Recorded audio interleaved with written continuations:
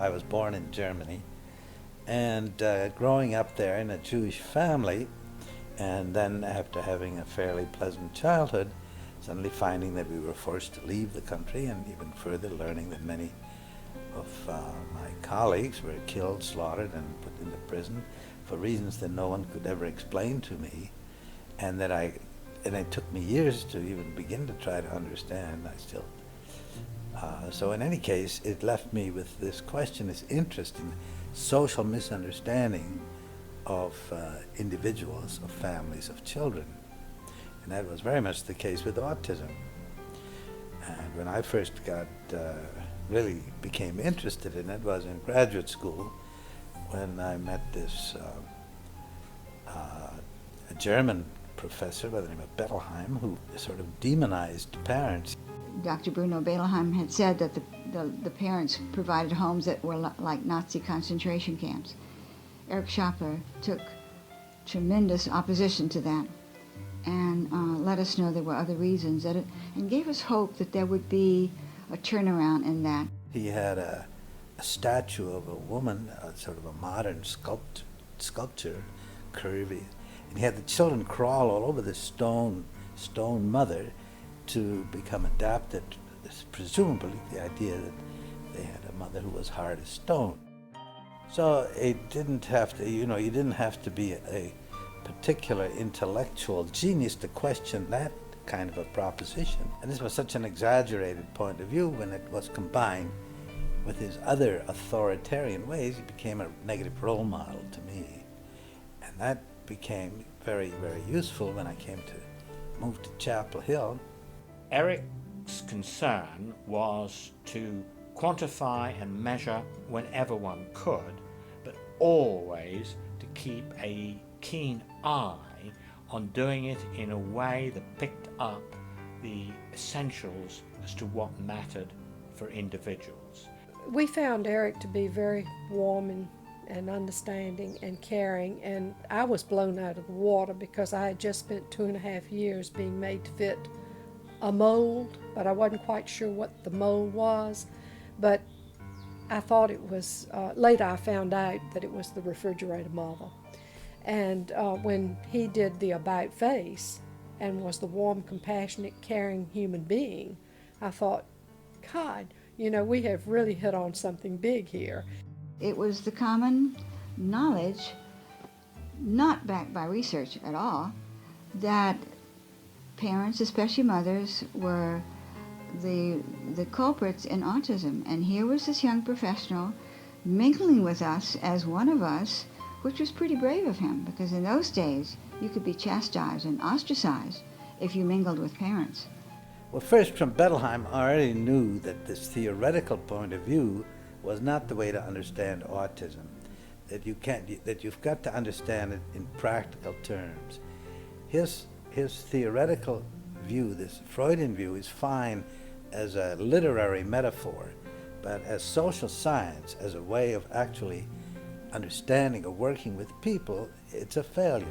I think that today we don't realize how remarkable what Eric has done was at the time, because in part there's so many of his disciples all around the world, and we're doing things that he taught us, such as working with one-way mirrors and working where parents can see what we're doing, and then we bring parents in.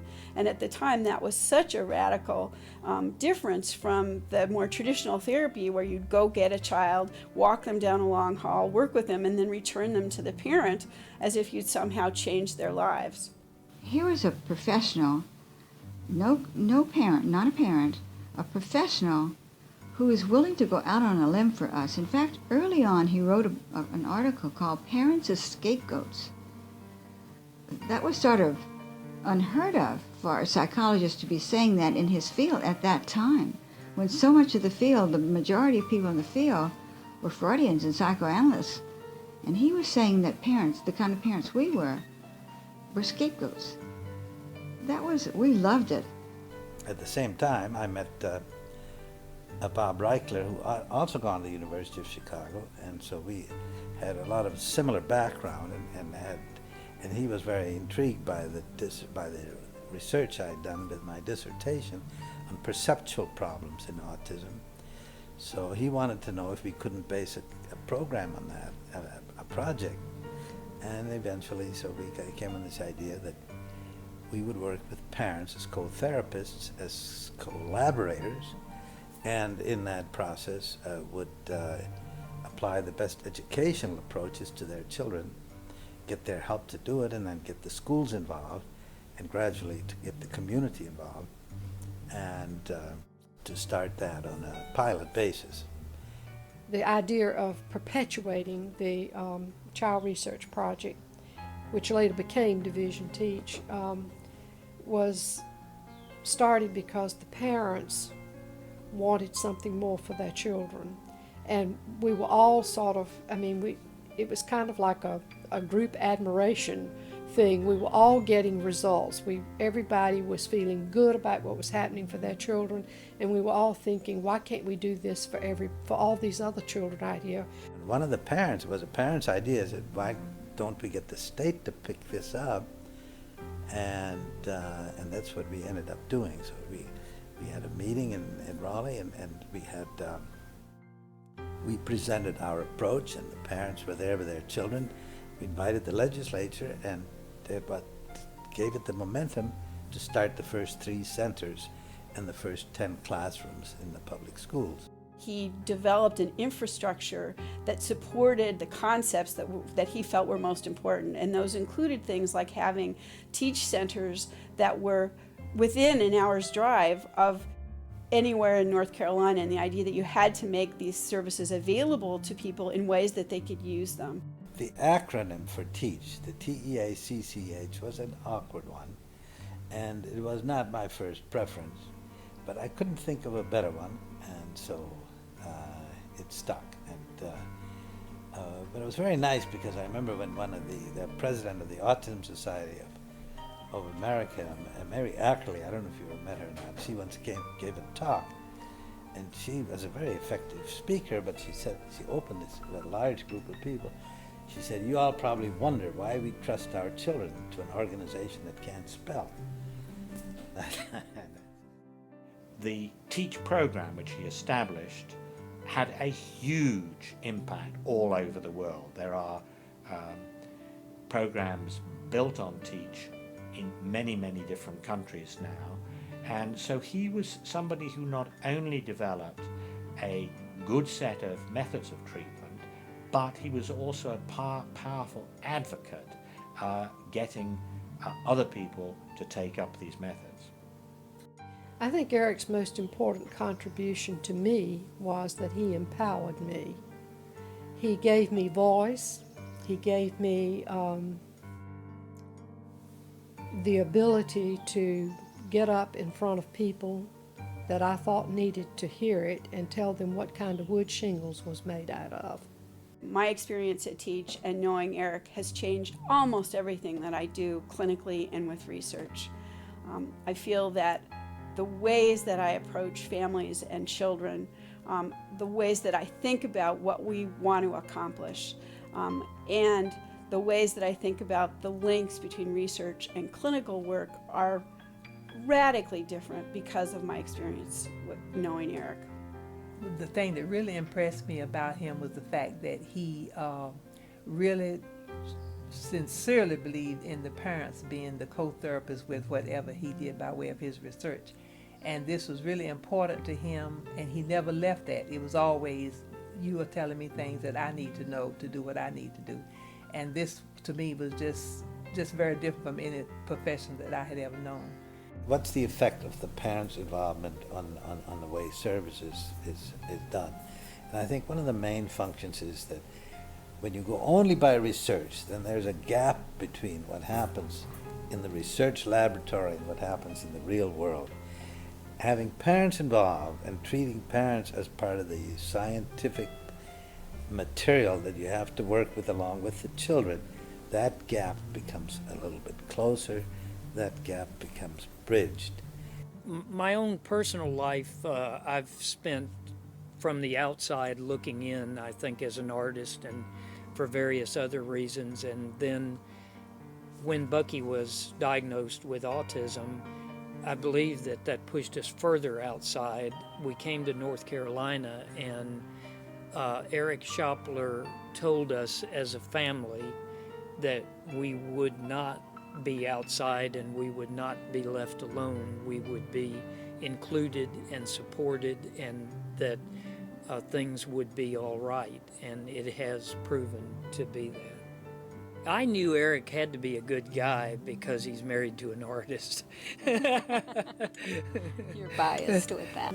What I believe Eric Schopler brought was being able to teach parents how to teach their children. So not only were we co-therapists in collaborating with the Teach model, but we also became teachers of our children.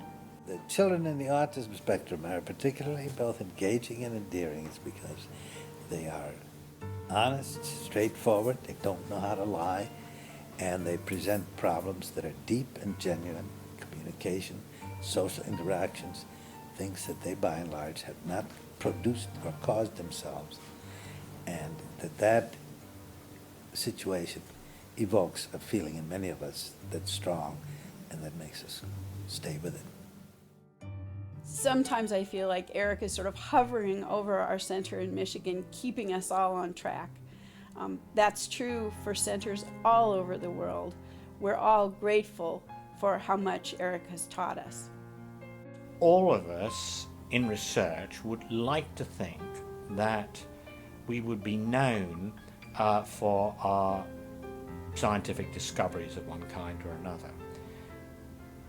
Of course, that may happen, but actually what we're usually known for is the young people that we have brought on who carried on the traditions that we sought to establish.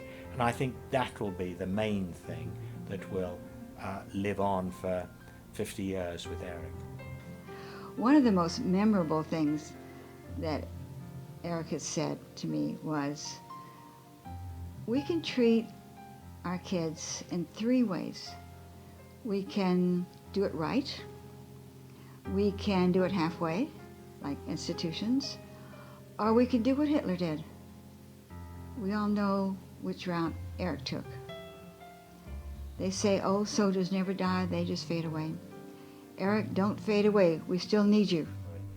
My wife's background is English, mine is Jewish, and the difference between the Englishman and the Jew in saying goodbye is that the Englishman leaves without saying goodbye, and the Jew says goodbye without leaving.